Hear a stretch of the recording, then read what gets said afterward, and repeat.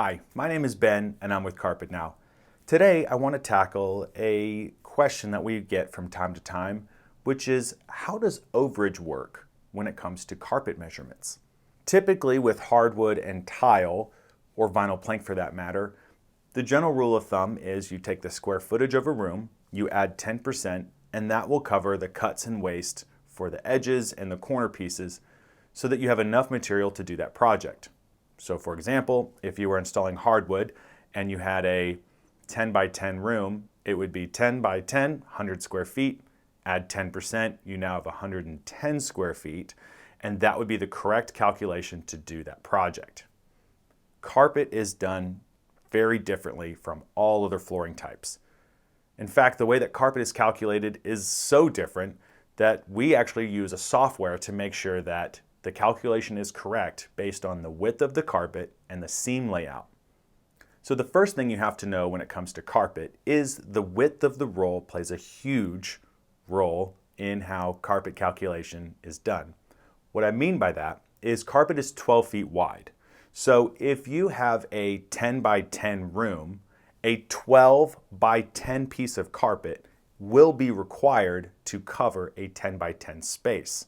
So in this particular example, a 10 by 12 piece of carpet to cover a 10 by 10 room actually means you have a 20% waste to cover the square footage of that area. There is no other way to do the math. That's how it will work out every single time. And in this particular case, yes, it's a higher waste factor of 20%.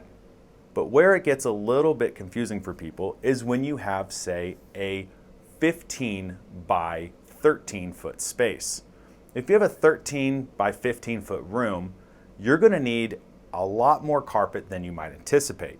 And depending on how you place the seams, whether you have one seam or in some cases two seams, in which case it's called a T-seam, as I'll show you in this image that will magically appear here. The seam count will also dictate how much carpet you need to cover that space. The other element, the other variable in this particular case, is making sure that when you lay the carpet out in a room, even when you're making seams and cuts, the carpet has to continually run the same direction. You can't lay carpet vertically in one area and when you get to a seam, turn the carpet and run it a different direction. You will not like the way that looks because it'll look like the carpet is two different carpets based on the direction that the carpet was manufactured.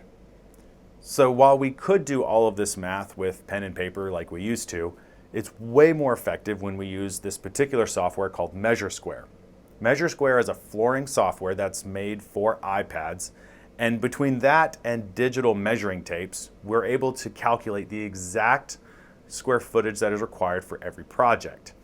So ultimately, once we measure a room, we can drop in a carpet on that software and it'll tell us where all the seams should go, how much waste you will have, and why that square footage is required for that particular space.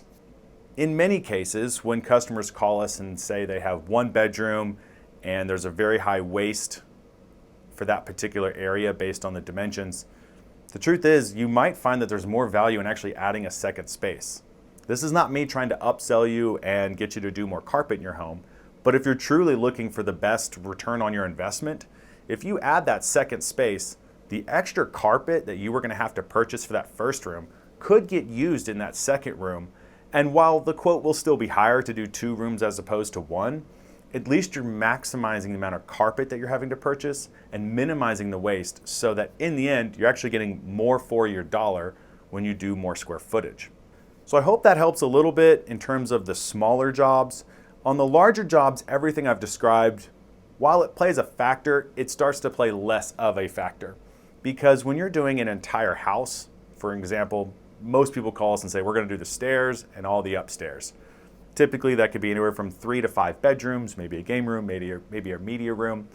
So really, once you start getting into that 600 square foot, maybe as high as 2,500 square feet, just for the sake of round numbers, all that square footage, the calculation starts to become a lot more reasonable. We've seen waste percentages anywhere between 8 to 10 on a typical job, but on smaller projects, that's really where you see the waste factor go up because of the dimensions and the way the carpet has to be laid out. So yes, in some cases we have seen up to 50% waste for very small areas. And unfortunately, there's not really another way to do it. The software is built to calculate the correct square footage for the project without overselling the customer and definitely without underselling them either. We've had customers ask us to please order less. The customer will say, I'm an engineer, I've done this, I know exactly what to do.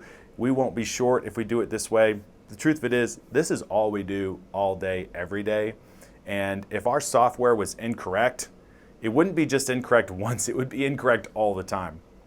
So the fact that we do projects day in, day out, all over Texas, the iPad software we use really does bring a lot of value because we're not selling anyone more than they need or less than they need.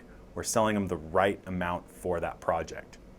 So if you have any other questions, please reach out, shoot us an email. We'd love the opportunity to go into more depth and bring more education and understanding to this particular subject, and we would love the opportunity to serve you. Thank you so much for watching.